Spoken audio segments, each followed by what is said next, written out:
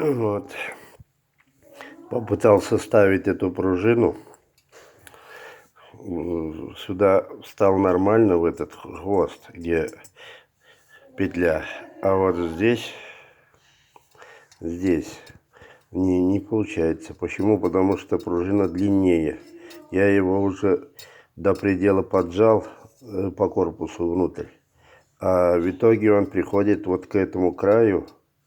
Дальше не идет. Где-то 3-4 миллиметра пружина длиннее. Все равно никак не получается его засунуть. А если здесь сверлить тонкий участок под заводной вал, тогда у нас пружина же она там тонкая в этом месте.